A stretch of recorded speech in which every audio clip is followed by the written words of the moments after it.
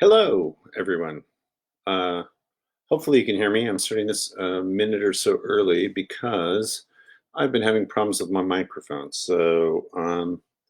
Uh, Hopefully you can hear me. And if you can't, let me know. I'm Randy Dixon. I'm Artistic Director of Unexpected Productions. And today we're going to talk a little bit about narrative structure, just narrative in general. So if there are questions that people have, or things that you're wondering about story, feel free to ask them, and I will try to answer as many as I can. Um, this conversation kind of comes out of a couple of questions from the last live event that I did. Thank you, Jason. Glad you can hear. Awesome. Good to know that I'm not just talking to myself. So thank you for that. So if you have questions, let me know. I'm not going to so much focus on, unless it comes up in questions, the structural content of stories. So like some sort of diagram of what happens in the story. We can talk about that, but it's more about the application of what I call narrative maps. So the idea of a story map that somehow tells you where you are and maybe what's coming next. We'll see. I'm going to do a little adjustment here. Sorry. Should have done this beforehand, just so I'm not quite so washed out. There we go.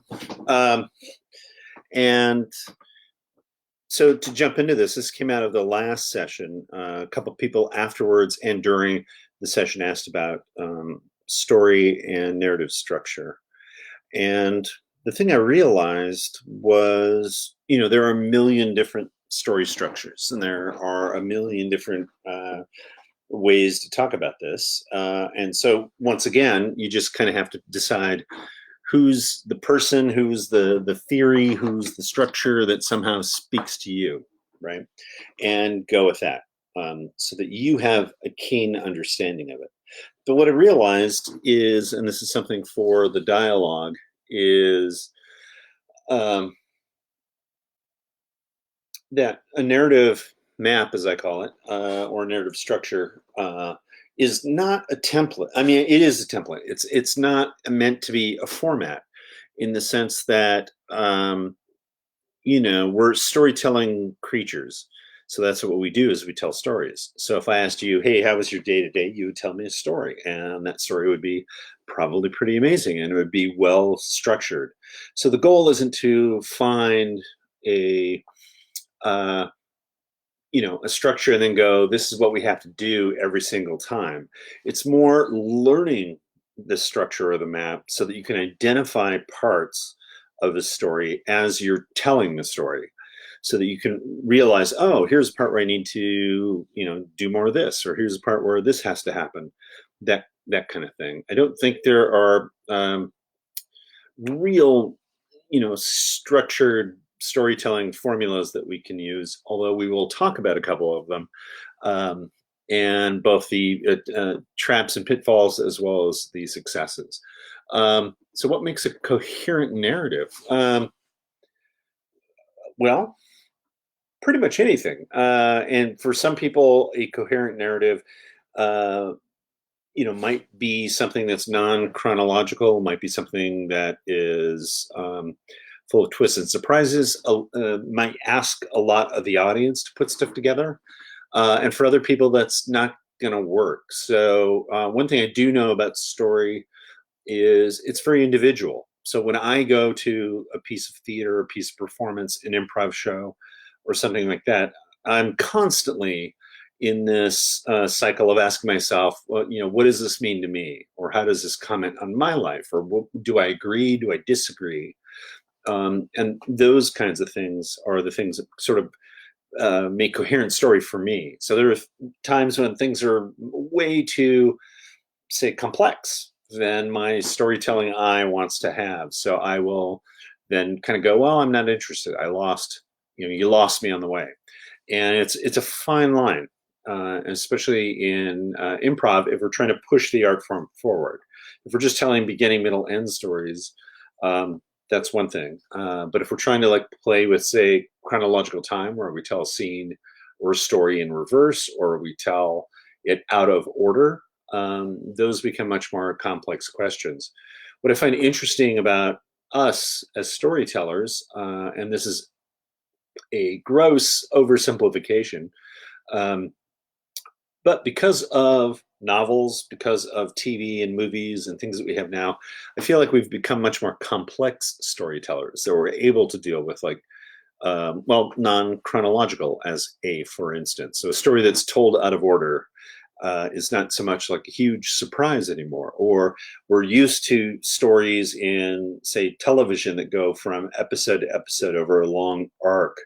Whereas before, with the exception of maybe soap operas, um, that didn't happen. It'd be like the end of an episode was the end of that episode, and that was a standalone story that had these characters. And next week you would tune in to see the same characters doing something else. So, so I think we've become much more complex as storytellers. But kind of going back to this narrative map. So, for those who were here for our festival last year, um, we did maps as our theme, and I'm sort of uh, fascinated with maps. I just love looking at maps, old maps, new maps, just any kind of map. And so we spent a lot of time working on it. But I do want to point out, so here's a map of Seattle, which is where I live, and we got streets, and we got basically where the water is, and where stuff is, roads that I know, routes that I know, and excuse me, and here it is. So if we look at this and go, let's take a narrative map, and we can point out all those things about a story. This is true in a story, and this is true in a story, and here's part of a story, and all the rest of it.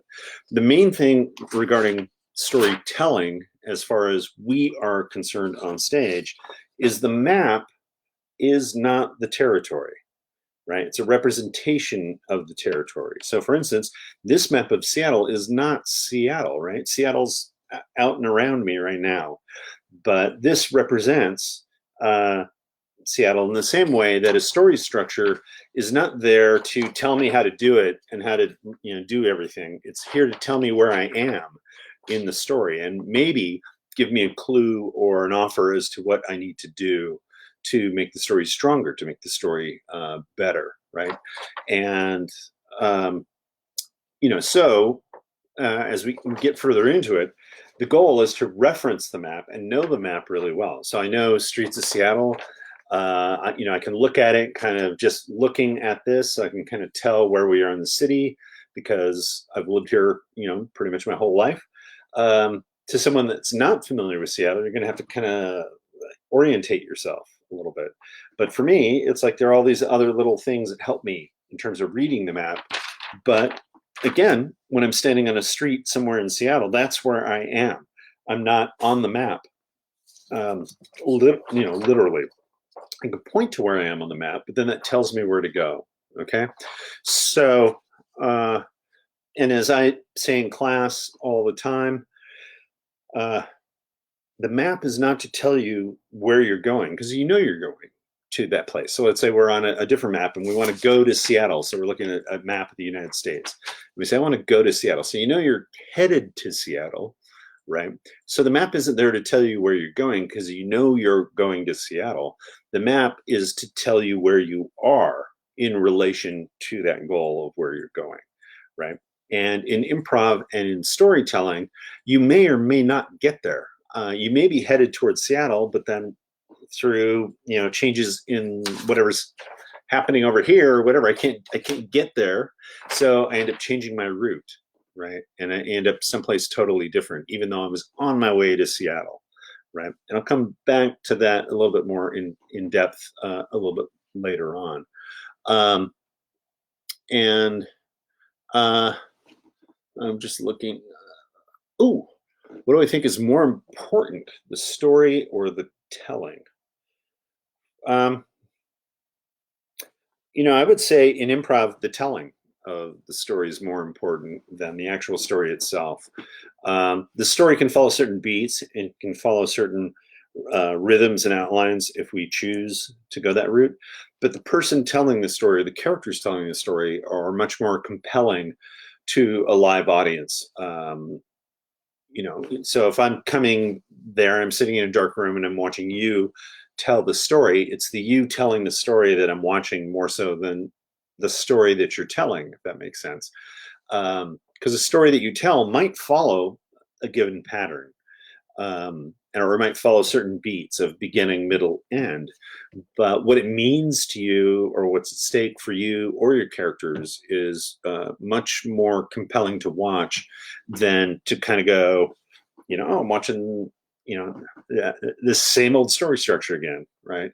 And that's where we kind of, I think, make maybe mistakes too strong a word, but I'll use it anyway, where we make a mistake regarding story structures. We think, again, the story structure is going to save us. Like if we just follow the beats of the story, right, or the formula, that somehow will be okay. But there are all these other things that go into who's telling the story, what does it mean to the characters, what's at stake, all that stuff that makes a story compelling or not. I mean, think about movies that you've seen, or um, like example I use in classes all the time is the James Bond series, which is like, well, it's essentially the same story over and over again. So what makes one more interesting than the other, or better? Well, performances and the script, and all these other little things that go into the story, even though the story structure remains pretty much the same. And so you can think about that for yourself. Like if you love, you know, uh, scary stories, why don't all stories work for you then? All scary stories. Why don't they all scare you and they're all great? And part of that has to do with the execution of the story itself. So the structure might be the same, the beats might even be the same, but for some reason it's less compelling to watch, right? So for and this is I guess an American film example. A number of years ago now, they did pretty much shot by shot remake of Psycho, right, in color. I believe it was Gus Van Sant directed it, and shot by shot remake of Hitchcock's Psycho. So why is one compelling and scary and eerie and creepy, and why is the other one not? Because it's not organic to the story that wanted to be told there. If they'd given maybe themselves more leeway, or done something a little different with the story, maybe it would have been more effective. But it's pretty much shot by shot the same movie. So why does one work and one kind of doesn't work? And so those are those little factors. So the storyteller is an important person in that, right? The person who's telling you the story. And in improv, what's great is we're on stage sharing ourselves, our own lives, with an audience. What's more compelling? You're watching somebody on stage who has lived or done whatever it is they're talking about. If we were doing a personal monologue, if you're using your life as character, um, you know, embellishment. So, you're filling out your character by, I'm going to tell the story from my own life, even though I'm telling it as a character. That still works because we're watching the character changing on stage in front of us, which is what we want. We don't want to watch or hear about the change that happened before we arrived, or the change is going to happen after we leave. We want to see it right before our very eyes. That's compelling. Yeah, my background in mythology. How does it inform my work in improvisation? So, for some of you, and those that don't, I'll give you a brief review.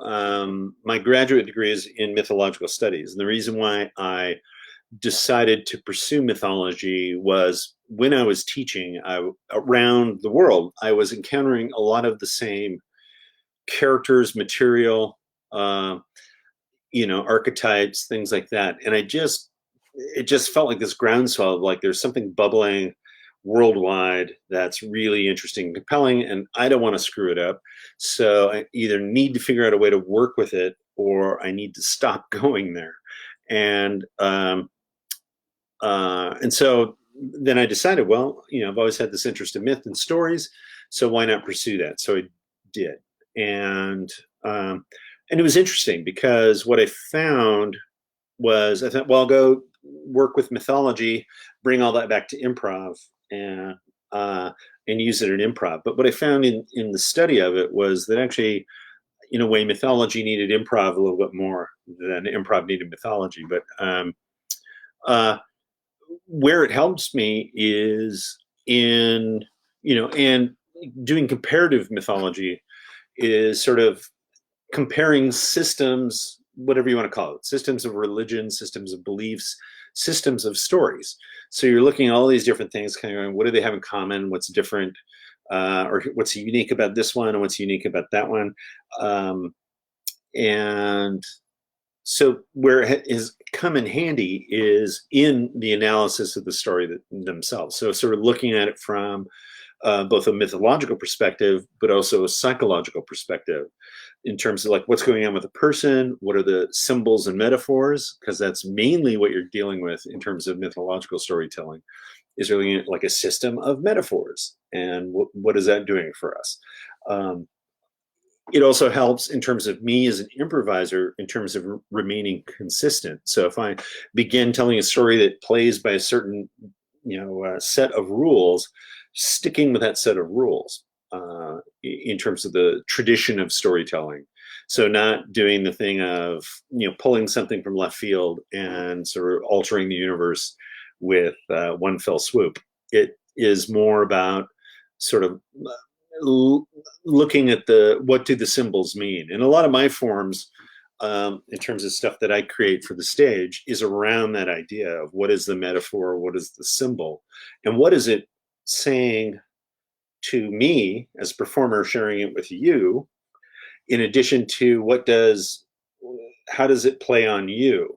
So I might be talking about an object, that I have, and what you need to do is pull it in, kind of go, what's my object like that? It happens, since I was talking about maps earlier, I just noticed this, that those who are here, and I wish you all were, um, we had I had a cartographer come in and talk about making maps. And there's a map store in the market. And one of the things that he gave everybody is this little marble with the world on it. And so when I look at this in real life, it's a charged object for me. So I see it, and what I do is it takes me back to the festival and takes me back to all the people who were here and the thoughts that were going on and things we talked about. So anytime I need that charge, I have that, and it's sitting here on my desk. And there are other things around that are also uh, doing this thing. And when I talk about life in general from a mythological perspective, and I don't mean by launching into a myth, but I mean, I might just be talking about parking, but the notion of a car or parking or leaving your car and things like that, if I can think about that in a mythological way, it's going to increase the depth I'm able to get in meaning, hopefully for the audience, but also for myself, that I learned something that, why is that the thing I talked about? Why is that, you know, and what's going on in my life that sort of says that. So I'm not just making it up, right? I am definitely um, playing with, you know, playing with an animated world. So the world is animated. It's sending me so much information. You know, like one of the most obvious examples are those days, and I have more than my share, which which is probably not more than you guys have, but those days where it like takes forever to just like get anything done, to get through the world. You have to wait, and the bus is late, and everything's crowded, and that kind of stuff. Not so much right now, but in normal life. Uh, those kind of, you sort of say, what's the world trying to tell me? What's the world trying to offer to me by making it hard to complete that task that I've got in my head that I've got to get done? And it's like, well, it's not going to get done, right? So, over accepting those offers from this animated world, symbolically, metaphorically, and that's where then things like myth take off, because there are a lot of myths and mythic traditions that play by different rules, and the goal is try to, at least as a comparative mythologist, to try to um, look at all these different systems and go, what's the system that works best for this? And actually, in hindsight, I didn't do this consciously, but thinking about it, and I mentioned this, I think, last time or two times ago, that's kind of what I've done improvisationally. So what I do is, I have these traditions that I've studied in improvisation. And what I kind of do is look at the situation and go, okay, which system sort of applies? Is this a case for Spolin games? Is this a case for something from Del Close or Keith Johnstone, or, a lot of teachers that I've learned from and colleagues. So, kind of going situational, kind of looking at it. Because then when you do that and you rub the lamp, so to speak, then it totally opens up and you get this like inner gold. Um, that's a great lesson about life. And that's, again, why I think um, is a major component as to why audiences come to see us, or theater, or a storyteller, or even movies and books, right? So, and yeah, let's see, pitfalls and traps that I've encountered. Oh, and by the way, hi Rebecca, who asked the question about mythology at the beginning. But hi. Yeah, it is very much in that circle of expectation, the sphere of possibilities, which is, Keith Johnstone. Um, where if something happens outside of that circle of possibilities, your audience cries, bullshit. Where'd that come from? Right? It has to have been present the entire time, not emphasized or even, underlined or underscored or hinted at. But when something pops up that was in that circle of possibility, but you weren't necessarily expecting it, there's a great reward, right? Because you realize that thing about aha, you know, uh, it's an aha moment. And one of the things I talk about in classes is this idea of uh, that I take from Raymond Chandler in his essay, the simple art of murder. He talks about like the pulp detective and that kind of stuff. And he said, the key to being a good mystery writer is that you keep the audience kind of guessing who it is, right? Um, and when you reveal who the killer is, say in a murder mystery, they should be surprised, is their first reaction. And then he says the very next reaction, which I love, it's the next thing, not 2 days from now, but it's like you go, aha, oh, of course, right? And that, of course, is the second thought. I should have known, right? I should have been able to figure this out based on what I have. And that's that idea that it's contained. It's possible the entire time. It's just we didn't quite put it together until the author reveals it. And then he says when you're doing stuff outside of that, bringing in information that no one could have known during the course of reading the book, that's kind of cheating. So,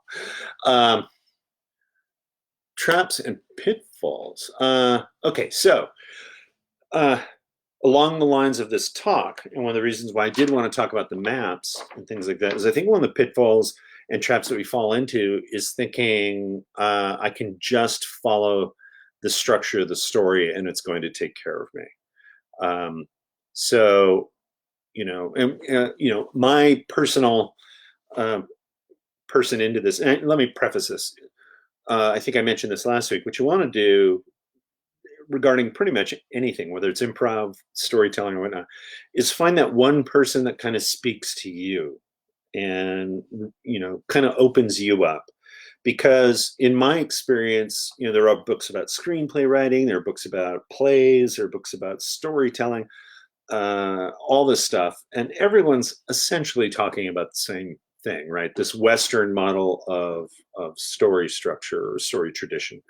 So what you want to do is find the one that speaks to you. And the one that spoke to me and still speaks to me is Joseph Campbell, The Monomyth, and the Hero's Journey. And it doesn't speak to everyone, so I don't necessarily say that's where you need to go. All your answers are there. But he's following a similar model. And now the thing that all of these people are doing, right, which is one of the traps and pitfalls that improv falls into, is Campbell coined, well, he didn't coin the term monomyth. He stole it from James Joyce, but doesn't matter. But the idea that there's one story that we're telling over and over and over again, right?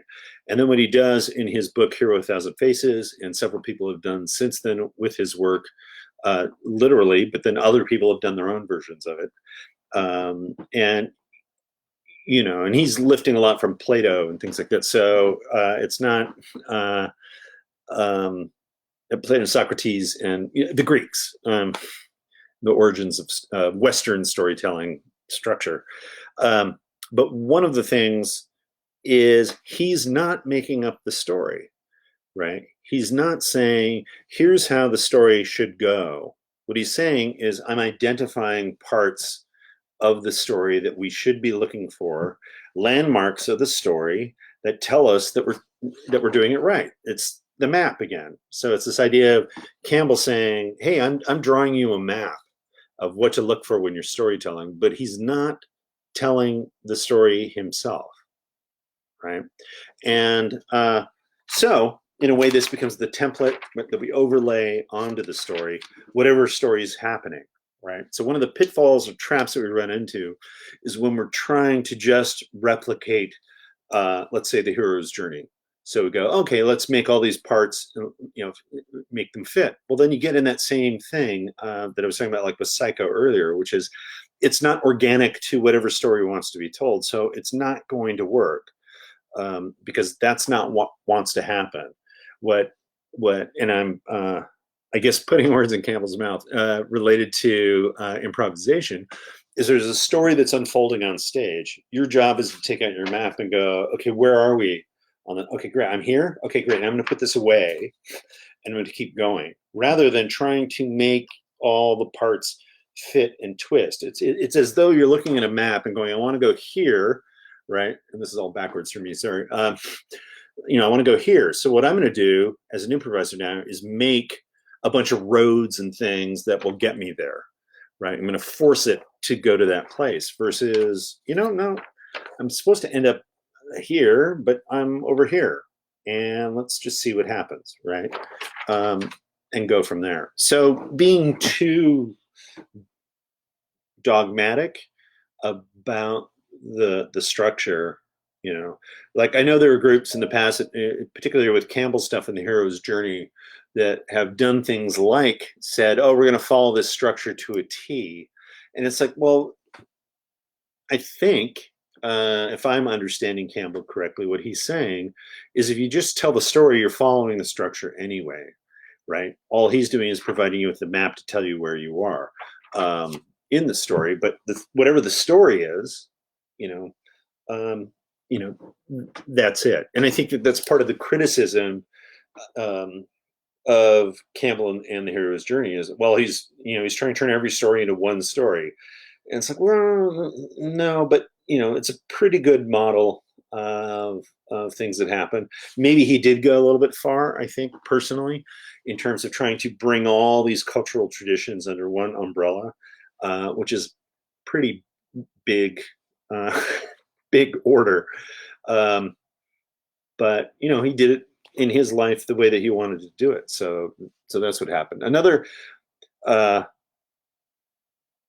pitfall and trap that we fall into story is this notion between advancing and expanding. So at least that's what we call it. I'm sure you guys have your own terms for it. So advancing is basically plot. This happened, then this happened, then this happened, right? So it's sort of like, the police call you in and they ask you about the details of the robbery and you just give them just the facts, right? Here's what happened. Expansion is where you get into stakes. What does it mean? What's at risk? Why am I watching this? Why should I care about the person involved or the people involved in the story? That stuff. And where improvisers fall into another trap is this notion of feeling like, when in doubt, advance. When in doubt, add another plot point. Versus the way that I teach it, it's when in doubt, expand, right? So something happens and you feel like, oh, this isn't really working. How do I right the ship? How do I make this better? Well, I'm going to talk more about why this is so important, right, to my character, or why I want it, or, what's going to happen if I don't get it or I don't get there. Because then that makes the audience invest in you, the character as a person, um, versus more plot stuff. And I think this is actually one of the many things that Johnstone's really great at when he talks about watching silent movies. Because when you watch silent movies, right, not a lot happens. You can have a whole movie about trying to ride an elevator, and that's the entire 15-20 minute movie. But the stakes raise, and you care about the character, and you feel empathetic and sympathetic towards that person, and you're so hoping that they get to whatever floor they need to in the elevator. But the entire plot of the movie is, I'm taking an elevator from the ground floor to the 10th floor.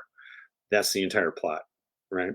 And so we expand on that, and there are lots of playwrights and things that do that. We touched upon genre a little bit last time, a couple weeks ago. And that's one of the things, like with Moliere, it was really hard to work with actors in improvised Moliere because nothing happens, right? It's like, I'm having a party tonight. I'm a rich guy with a bag of money, and I'm having a party tonight. And, where's my bag of money? And that's the entire play. And what happens is then all the other hijinks and everything, and the two lovers who can't be together even though you want them to be together, all that stuff, all of that is expansion in that. So when in doubt, in story, expand. Give us a reason, a compelling reason to watch the characters. So, all right, and let's see. Relating narrative structure to anticipatory flowing energy drive of a live audience. Okay. Wow. Okay. All right, Phil. I'm gonna. Here's the thing: is in improvisation, the beauty that we have, and I think I'm answering your question. The beauty that we have in improvisation is we're responding to what's going on in the room. So if I were to do a play, a Moliere play, that's from several hundred years ago that is now speaking somehow to us today, or has something to offer us. But in improv, we're, in the room with the people. And so in terms of the flowing energy and the drive of the audience, to me, that's what it's all about. My philosophy is we are there as advocates for the audience. We're telling the story the audience wants to see, not the story I want the audience to see as a performer. So what I'm trying to do is to grab as much information and flow of energy and offers coming off of the audience to inform the show. And when you do that successfully and you appeal to an audience member, you do an offer, you do a story that somehow comments and applies the energy of the audience member. I always say it's sort of like your mind reader. The audience gives you credit. They're like, how did he know? How did she know that that's exactly what I was thinking, right? And rather than trying to outguess, surprise, bring in something, audience is never going to think of this. No, you want to give them exactly what the audience expects, and then they will give you the credit because, again, they try to figure out like a magic trick how you did it. Like how did that person know that that's what I wanted to see, right? And so and yeah, love to come do workshops. Thank you. And what we're trying to do is, what is the expectation? What is the mood that the audience is going through in a given evening? That's one of the problems we're having, I think, personally, with having to do all this stuff online, because we don't get necessarily an honest, visceral reaction from the audience that we might get. Like, I so wish we could take, there's big stuff going on, right? And if we could take that and get a room full of people safely, you know, what could we do? What's on people's mind? What are people worried about? You know, what are they coping with? You know, so many high stress situations, not only from, you know, not working or having to stay at home, but also from working and having to be, say, a first responder or somebody who's doing stuff. It's a lot of stuff going on, a lot of life. And so to me, we're in a great position to be commenting on that, you know, and responding through this kind of technology is hard, and finding a way to do that. Personally, I haven't quite found or figured out an answer for myself, and I haven't seen it yet. It might be out there, I just haven't seen it. But how to bridge that gap? Because again, being someone who's an advocate for the audience member, it's like I want to go, what do you guys want to talk about? What do you want to see?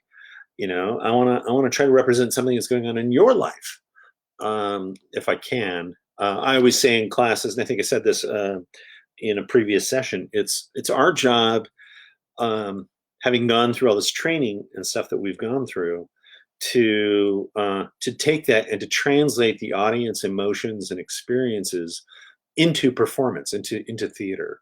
So it's like, you know, you tell me what's going on in your life, and I'm going to try to do something that kind of cracks it open theatrically for everyone, through story, right? Uh, and and then hopefully, you know, the person next to you in the audience kind of nods their head and goes, "Yeah, me too. Yeah, I feel the same way," or "Yeah, that's happened to me," you know, or again, "Boy, thank God that hasn't happened to me." Um, you know, either way, but that to me is an important aspect to what we do, and it's super hard. I found, and find, in terms of what I'm watching, to get that to happen, you know, online. Um, so, uh, and yeah,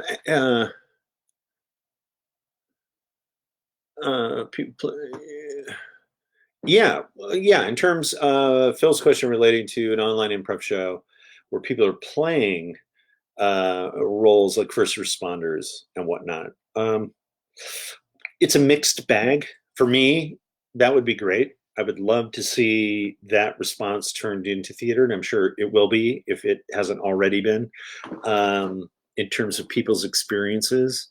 And, you know, so many of these big events that happen, you know, and even small events, but big events that happen, seeing the translation of the stuff afterwards, how it's turned into plays and theater.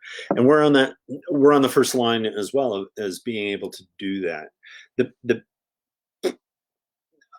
the you know, the hesitation I would have is, and I totally agree, so I'm not disagreeing with anyone that would say this, is sometimes people are tuning into us because they don't want to think about it. They want to forget it for a while, and that's okay too. And I'd love to find that mix of both those, because there's some amazing stories that are happening and what people are doing.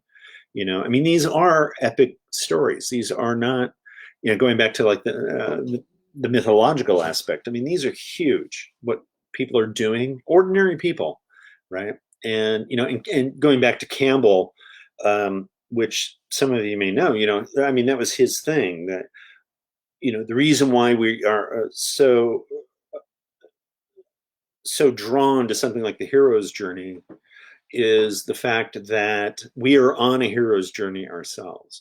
We're on the course of something that we didn't necessarily choose for ourselves. The idea of being born, right? We didn't choose to be born, we were just born. And then he says, coming, I think he even says, going from this sort of water based creature into this, like, all of a sudden you're breathing air, big transformation, major offer. And then you spend your life on this arc, right? And at the end of it, that's when you look back.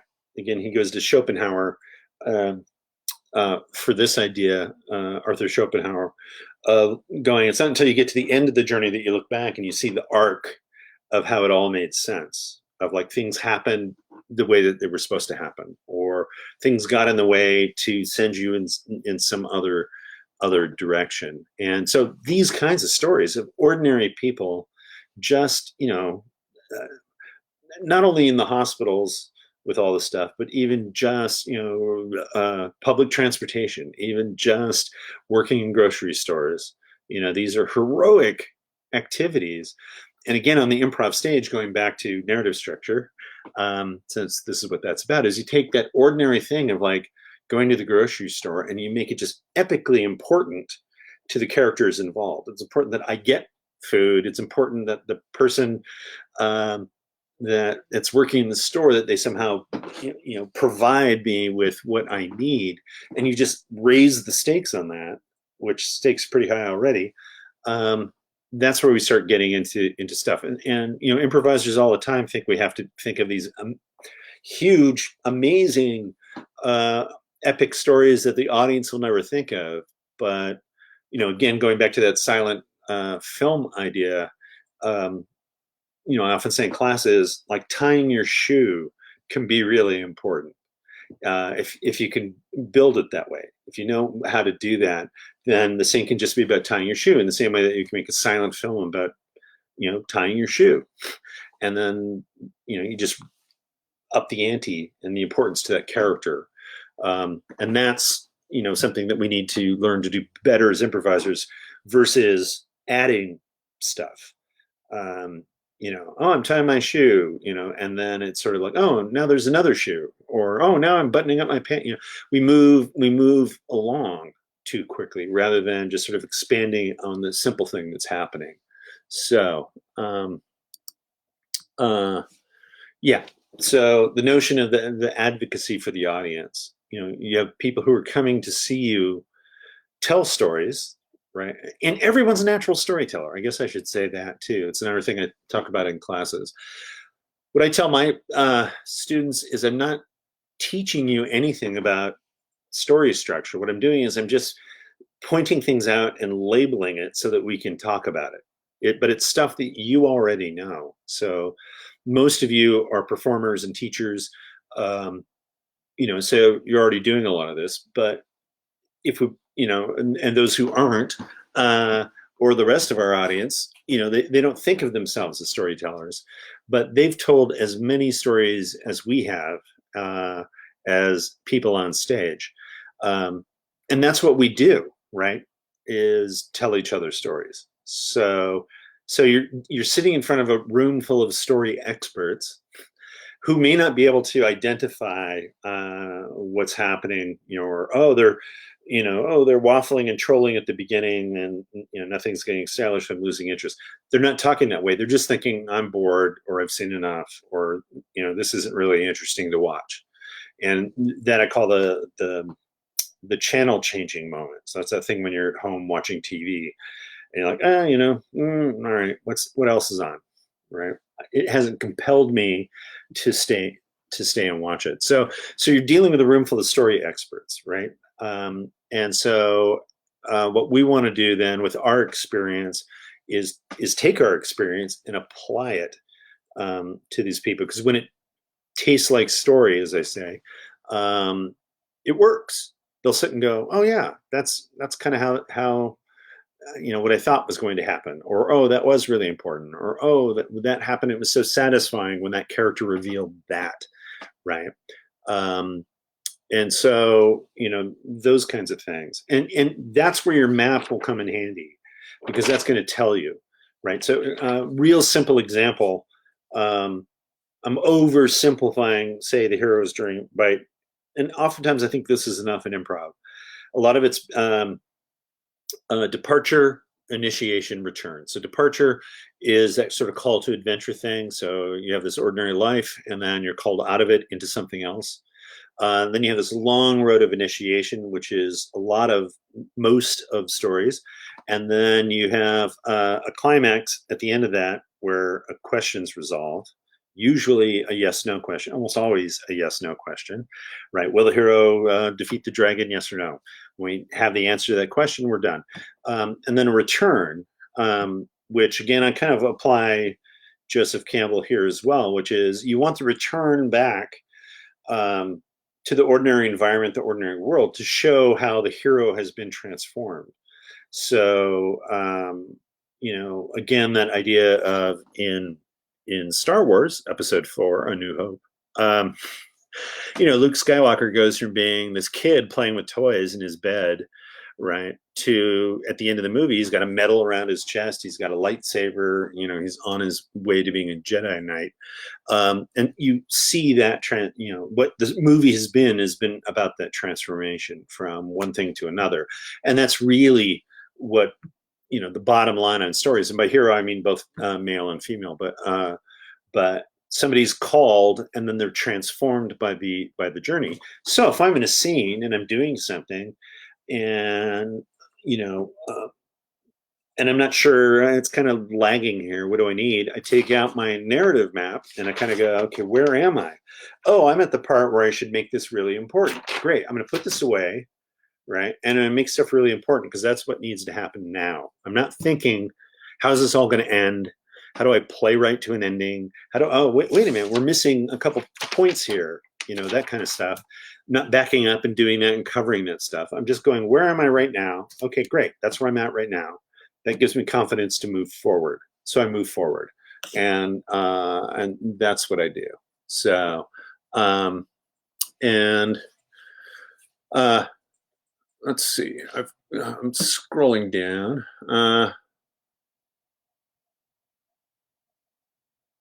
When did I feel I mastered active listening? Wow. I don't think I have. Yeah.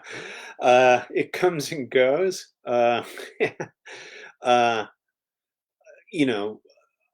am a firm believer, and I do think I feel, because of my experience, and this I think only comes with experience. So I don't think there's a pill or an exercise you can take that will help you with this. But I've had lots of successful experiences kind of being in that free fall where I'm not sure what's going on. I'm not sure what's happening. So I'm just going to listen to what's happening. I'm just going to listen to what my scene partner's playing, right? And then it works out, and if it doesn't work out, which it has also not worked out sometimes, it's not my scene partner's fault, right? I was in the scene too, that kind of thing. And one of the things I love, probably one of my favorite things from Del Close's philosophy, was that notion that everything I need is already in my partner. And what that teaches me as an onstage performer, and this is not so much about story, it's literally just about being spontaneous and being on stage, is when in doubt, rather than going into my own head and trying to think, how do I save myself? I just look at the other person and go, what are they doing? And how do I make that work? How do I over accept that, right? And it touches into so many things that I've also picked up from Spolenwork and Johnstone and other people that I've had, that notion of when in doubt, look at the other person and kind of go, what are you doing? And how do I join you? How do I help that? Where do we go from here? Because we're going to be stronger together as a pair than me trying to save the day just by myself. Because I might be good, I might not be good, but it's a lot of heavy lifting if I'm just trying to do it myself. And that notion of being present, which is part of the question here, that's where you have to live. Again, we tend to live our lives as we should, maybe a little bit in the future, a little bit in the past, or a lot in the future, or a lot in the past. And we're not really aware of like what's happening right now. And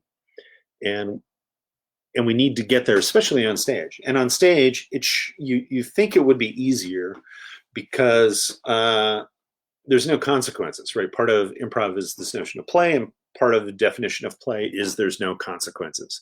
So you do a scene, doesn't work, it works, great. But in the end, you're a couple minutes older, but you haven't won a bunch of money, you haven't lost your job, you haven't, no real life, stakes.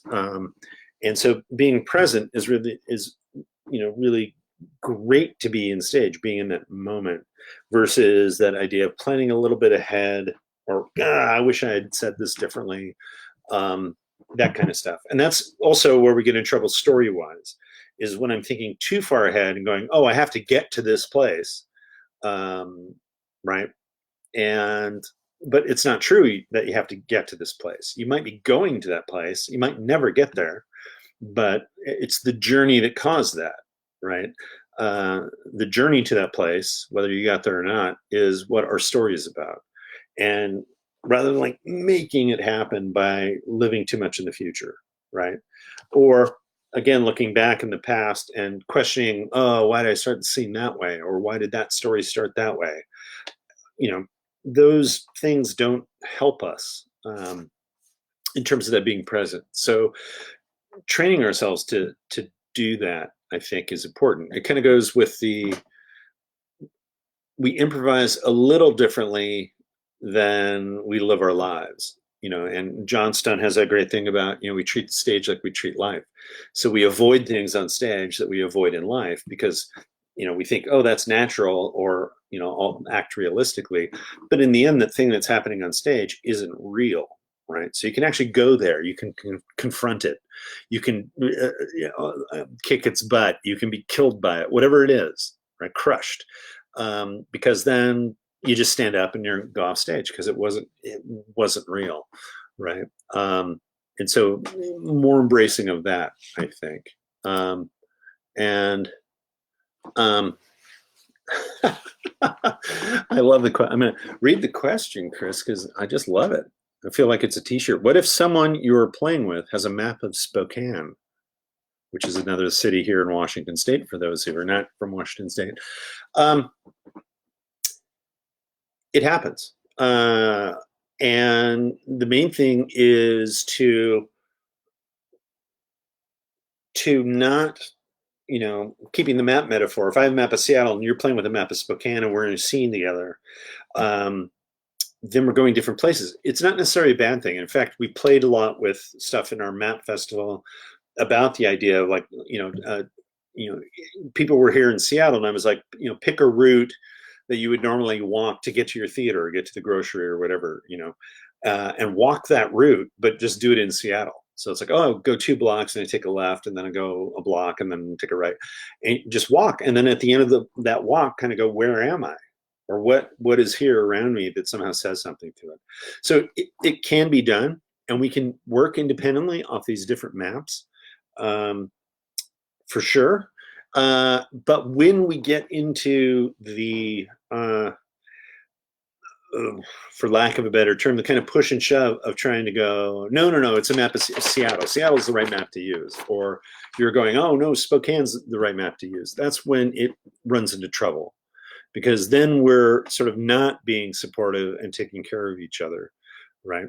So if you're operating off a map of Spokane, I'm operating off a map of Seattle, and you take a left, because, a narrative left for a story left, whatever. And I'm kind of like, that's weird. That's not really where I'm at, right? Then that's the way it goes. But the main thing is to use it as the tool, because the other thing, I guess we could say, and maybe this is more to your point, as I think about it, which is, what if I'm on a map of narrative where I'm trying to tell the story for an audience member, or to open up something for the audience to go, and you're on a map that's just for laughs, for instance, or just character stuff, that kind of stuff, then it does become a little more problematic, because you are in a way working against each other, because you're going to different places. And I don't know,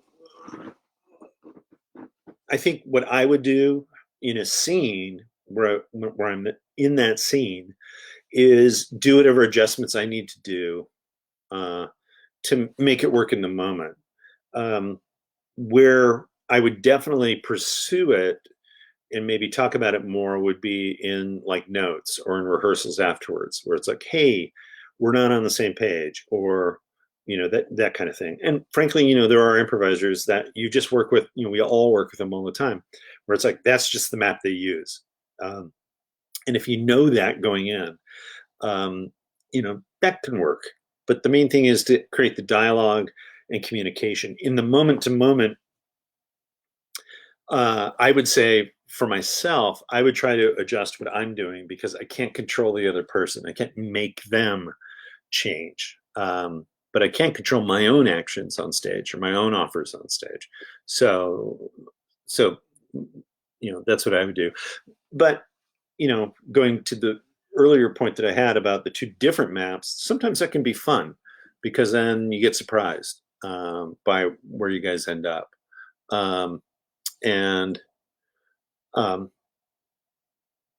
one thing about this that you know helps, I think, for me, and I was thinking about this beforehand, because again, it's not about trying to check off the list of story and go, okay, we did the 10 things we need to do to tell a story. There it is. It's a perfect story. But it's mainly to make me, as an improviser, feel confident with what I'm doing on stage. So it's what encourages me to be confident in being present because I know, hey, I already know a lot of this. So I've got this. Not gonna force it. I'm not gonna make it happen, but I've got it.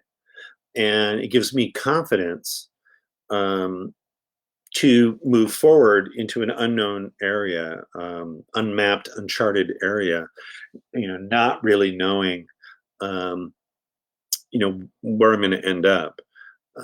In that sense, a narrative structure can help as in a way like a game does. The rules to the game, where we know, oh, we know the rules to the game, so we'll just play by the rules, and then that gives me confidence to move forward because I know, oh, if I'm doing an ABC game, when I get to Z, it's over. That kind of thing. And also in longer forms, so things like the structured herald and stuff like that, where we know, okay, next up is this bringing back this scene that happened before to a new beat. Content might be not known to us, but the structure stuff is. But we can't rely on that. And again, that touches some of the things we talked about last week that actually led to this thing, discussion specifically about narrative, which is the structure is not going to save us, right? It's not going to help us in the same way that the hero's journey, um, you know,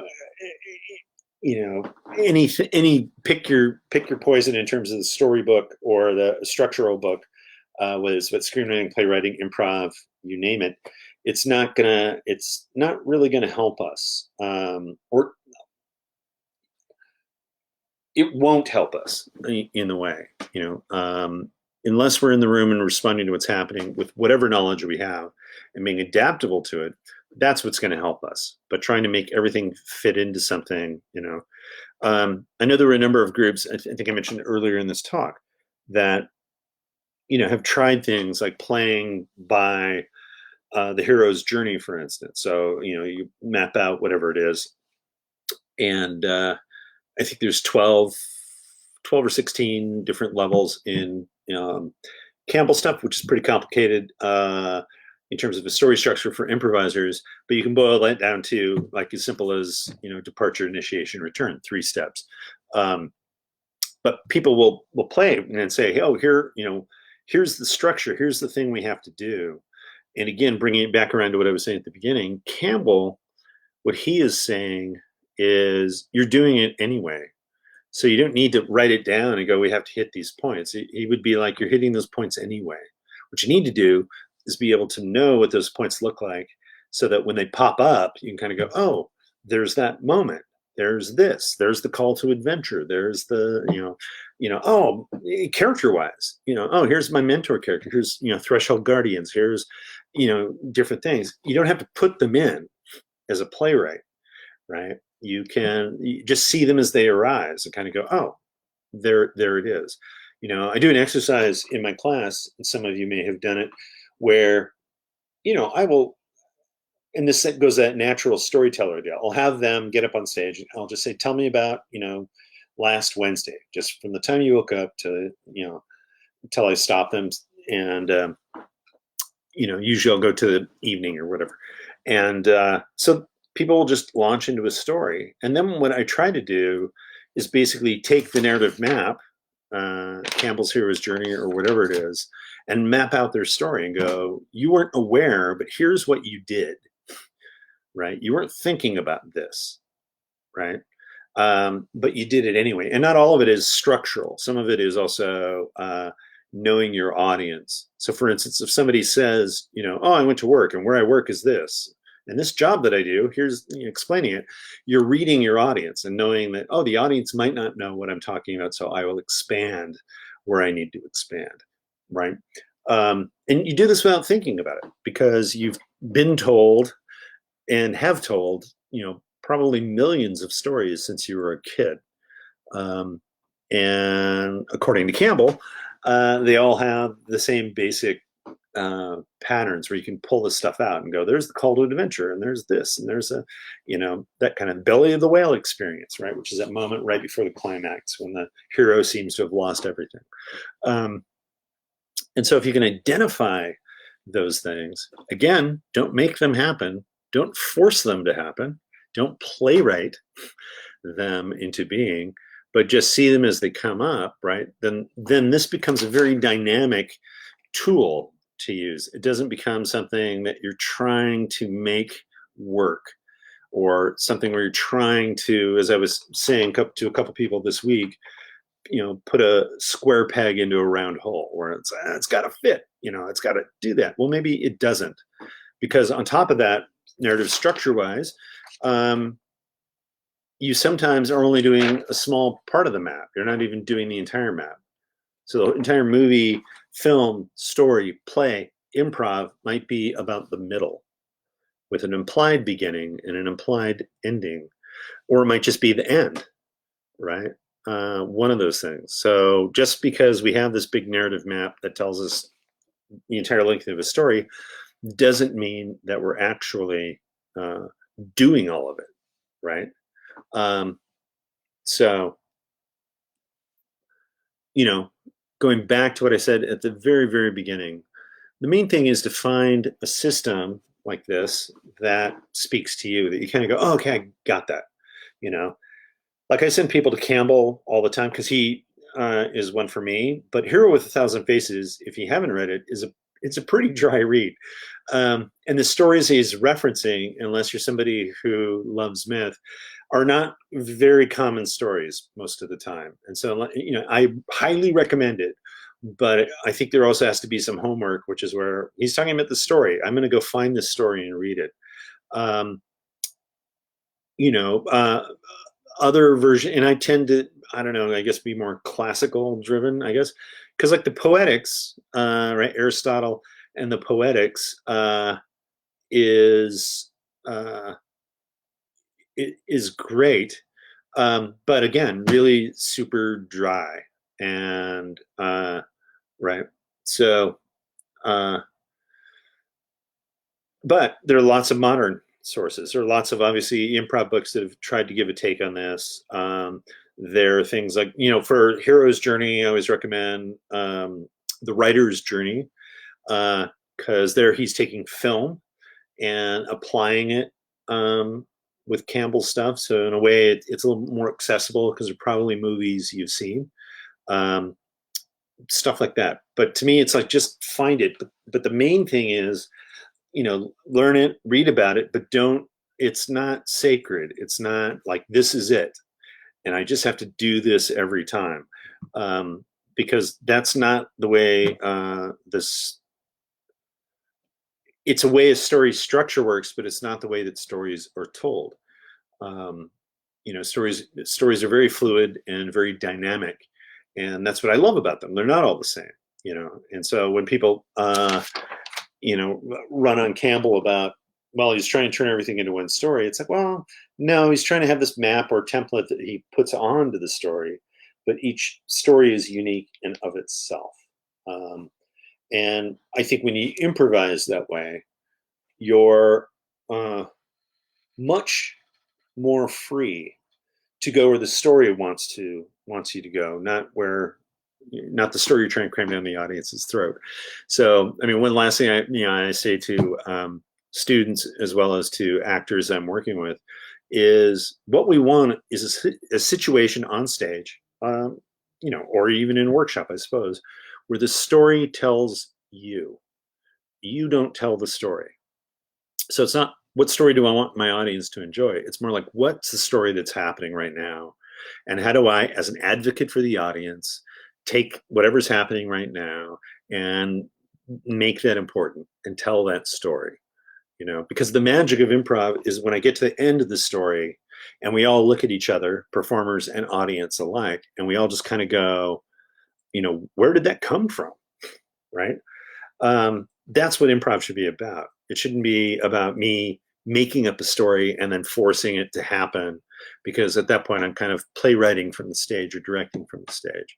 So what we want to do is invite that into the room. Somebody, Barb Clancy used to be an improviser with our company years ago, said something I'll never forget. She said, uh, it's magical when you're on stage, and it's as though the story, I think she said like the wind, maybe I added that, but she said it's amazing when you're on stage and the story, like a wind, blows across the stage and you just happen to be standing there. And then I take that to heart about storytelling.